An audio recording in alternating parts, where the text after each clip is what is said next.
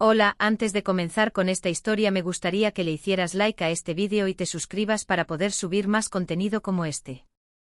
Novela. Hermana, en esta vida yo soy la reina. Episodio 325, el baile de debut de la princesa Bianca parte 2. Alfonso con paso lento llegó directamente al segundo piso, donde Bianca y Ariadne esperaban. Buscó a su prima Sexta, que estaba sentada tranquilamente en la sala de espera, y le acarició el cabello que se asomaba por debajo de su tocado. Perdón por llegar tarde, ¿estabas muy preocupada? Bianca, completamente ajena a los problemas del baile, preguntó aturdida. Sí. La baronesa Gianelli corrió hacia el tocador. Príncipe, qué suerte que haya llegado, no toque el cabello, se despeinará. Ah, lo siento. El príncipe Alfonso extendió su gruesa mano a Bianca, su pareja de baile. Ya no tienes que preocuparte por nada, ¿vamos? Ariadne sintió que la frase no tienes que preocuparte iba dirigida a ella. Al mismo tiempo, al ver la mano de Alfonso extendida hacia Bianca, sintió un dolor punzante en el pecho. Al darse cuenta de esto, se sintió avergonzada. ¿Qué estoy pensando? El sentimiento que Ariadne experimentó fue una intensa envidia. El hecho de que Alfonso y Bianca fueran solo primos estos que se llevaban bien, y su propia promesa de no pensar en Alfonso de esa manera, fueron inútiles ante el instinto que la invadía. Mientras tanto, Alfonso, escoltando a Bianca, cruzó tranquilamente el segundo piso. Se detuvo en el rellano de la escalera que bajaba al primer piso. Junto al príncipe, que era media cabeza más alto que la mayoría de los hombres adultos, estaba la debutante de hoy, la princesa Bianca, con una máscara que cubría todo su rostro excepto la barbilla, y un elaborado disfraz con abundantes plumas que recordaba a un pavor real, sin revelar su rostro ni su figura. El salón de baile del primer piso se quedó en silencio por un instante al ver al príncipe de pie, mirando hacia abajo, y a la princesa a su lado, y todos hicieron una reverencia al unísono. Saludamos al pequeño sol del reino. La escena de decenas, cientos de invitados vestidos con trajes de gala y vestidos doblando las rodillas al mismo tiempo era verdaderamente espectacular. La baronesa Gianelli en el segundo piso, aunque nadie la veía, o aprovechando que no había nadie, se arrodilló por completo en una reverencia formal, y Ariadne también hizo una ligera reverencia. Quizás Rafael, el compañero de Ariadne en esta ocasión, sintió lástima al verla hacer una reverencia detrás de Alfonso y Bianca y mirarlos, así que se acercó y le ofreció su brazo.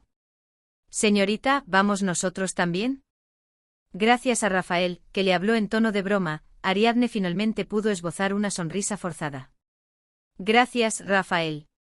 Vamos. Rafael, con una suave sonrisa bajo su máscara plateada, escoltó a Ariadne y comenzó a caminar. Pero la expresión de Ariadne que había visto hacía un momento estaba vívidamente presente en su mente. Su mirada melancólica siguiendo la espalda de Alfonso. La condesa Clemente de Bartolini, con confianza, esperó a los invitados en la fiesta benéfica de la condesa Balzo desde 2 horas antes. Había llegado incluso antes que la anfitriona. Condesa Bartolini, está haciendo una buena obra. El conde Di Pascal, su antiguo amante de juventud, apareció con la condesa Di Pascal y la saludó. Él también saludó a su marido. Viejo conde Bartolini, tiene una esposa maravillosa. El viejo conde de cabellos blancos sonrió amablemente y le devolvió el saludo al examante de su esposa. De nada. El conde Di Pascal, dejando una sonrisa grasienta de victoria, entró tranquilamente en el salón de fiestas. Clemente, ¿cuánto tiempo sin verte? El siguiente fue el vizconde Benedetto, su segundo amante de juventud. A su lado, una joven que no encajaba en absoluto en una fiesta benéfica, con la parte superior del cuerpo medio descubierta, se aferraba a él, como si hubiera traído a una prostituta de la calle. El viejo conde Bartolini frunció el ceño al ver a Benedetto, que no era ni siquiera un vizconde, sino el hijo de un vizconde, llamar descaradamente por su nombre a una respetable condesa. El vizconde Benedetto, sin siquiera saludar al viejo conde Bartolini, se rió con la mujer que abrazaba y se escabulló dentro. Clemente es alguien muy cercano. Ah, no. Clemente, que primero lo negó, se dio cuenta de que era aún más extraño que la llamara por su nombre si no eran cercanos. De niños éramos amigos. Ella añadió apresuradamente. En la iglesia. El viejo conde Bartolini no insistió más y trató de concentrarse en recibir a los invitados. Seguir pensando en cosas desagradables solo empeoraría su estado de ánimo. El problema era que apenas había invitados. El siguiente invitado también fue un tipo grosero en su actitud hacia su esposa. El viejo conde no lo sabía, pero también era el tercer amante de Clemente y después de eso, no hubo más invitados. Oh condesa Bartolini, parece que los invitados se retrasan.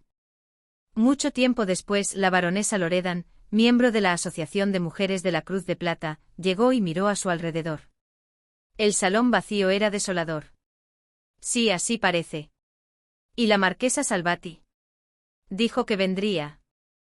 La marquesa Salvati en ese momento estaba haciendo una reverencia al príncipe Alfonso en la fiesta de debut de la princesa Taranto. El duque César no viene, yo vine a verlo a él. Ja ja ja, bueno. Un sudor frío corrió por la espalda de Clemente. ¿Por qué no viene nadie? En el salón de la fiesta benéfica solo estaban los amantes de Clemente y los miembros de la Asociación de Mujeres de la Cruz de Plata. Además, su marido, que había decidido que la recepción de invitados había terminado, se unió a ellos con una copa en la mano. Dios mío. Si uno de sus amantes se equivocaba al hablar, sería su ruina, y más ruina. Dioses celestiales, apiádense de mí. ¿Debería emborrachar a su marido? Si lo emborrachaba tanto que perdiera el conocimiento, no lo llevarían directamente a casa. Mientras Clemente se devanaba los sesos, apareció la condesa Balzo, quien había prestado su nombre y el lugar para la fiesta de hoy. Ella también estaba pálida al ver el salón vacío. Bartolini, ¿qué ha pasado? La condesa Balzo la interrogó con los dientes apretados. Tú dijiste que el éxito estaba asegurado, ¿dónde está el duque César? Eso. Ese solo espere un poco más. Clemente sabía que el duque César no aparecería. Rubina solo había dicho quizás César venga. Nunca le había dado una confirmación. Lo único que Rubina había dicho era intenta difundir bien el rumor para contribuir al éxito. Clemente no era tonta. Entendía perfectamente lo que eso significaba. Lo que Clemente no sabía era quién sería el hombre que aparecería en lugar del duque César. Clemente. Los ojos de la condesa Balzo se abrieron de par en par al ver al hombre que apareció en la entrada de la fiesta. Clemente, al escuchar su nombre, miró hacia adelante y sus ojos no solo se abrieron. Estuvo a punto de desmayarse en el acto. M. Marqués Campa. Mientras tanto, el marqués Campa, que había engordado aún más y tenía el rostro lleno de acné purulento, estaba allí. El marqués Campa, elegantemente vestido con un traje de seda, había venido a reclamar cómo era posible que hubiera invitado a todos los demás y a él no. El rumor de que Clemente de Bartolini reunía a todos sus antiguos amantes en un solo lugar se extendió rápidamente en los clubes de juego de caballeros de mala reputación. Todos se reían, esperando algo como, una vez más, o una fiesta salvaje con mucha gente. Pero el marqués Campa fue el único que no recibió una invitación.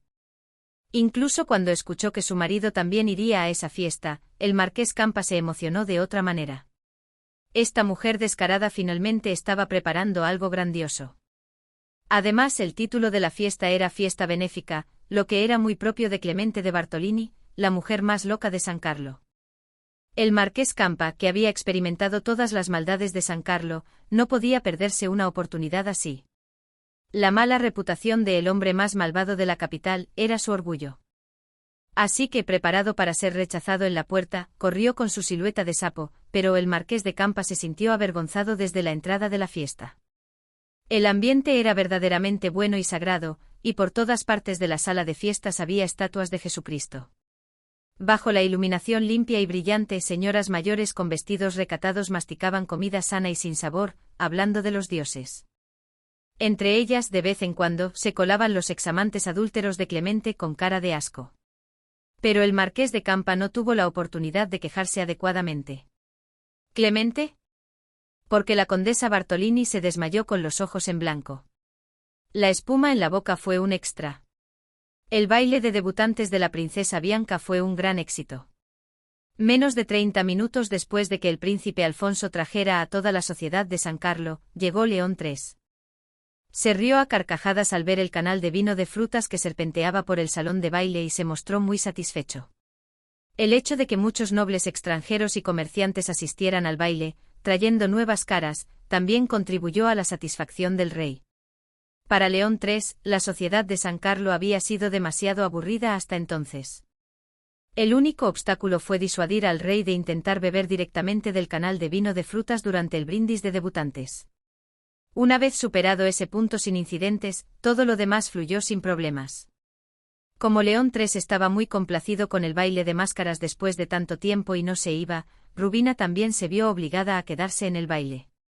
En ese momento Rubina no tenía tiempo para preocuparse por nada más, ya que estaba ocupada vigilando los ojos del rey, que giraban por todas partes ante el festín de faldas que nunca antes había visto. Aunque no habría sido posible, ya que el príncipe Alfonso se había encargado de traerlos, en el improbable caso de que la duquesa Rubina hubiera intentado llevarse a las damas nobles bajo su mando a otro baile, también se habría vuelto imposible. La tímida Bianca, después de aparecer brevemente, regresó rápidamente a sus aposentos. No solo por la vigilancia de su estricta niñera, sino también porque no quería que se descubriera su aspecto poco agraciado, que había ocultado con tanto esfuerzo, mientras deambulaba por la fiesta borracha con un vino que probaba por primera vez. Solo después de que todo estuvo más o menos arreglado, Ariadne soltó la tensión que la había mantenido tan rígida como una cuchilla. Buscó una silla en un rincón y se dejó caer. Tenía una copa de vino de frutas en la mano. Se bebió de un trago el vino de frutas con gas. ¡Ay, qué amargo! Durante la degustación previa, el vino había sido claramente dulce, pero ahora no tenía ni idea de por qué era tan amargo. De repente algo parecido a una torre cubrió su vista y proyectó una sombra. ¡Basta! Una mano gruesa se acercó y le arrebató la copa que sostenía. Ariadne miró hacia arriba por reflejo. Si el vino es amargo, deja de beber. Hoy no te sienta bien.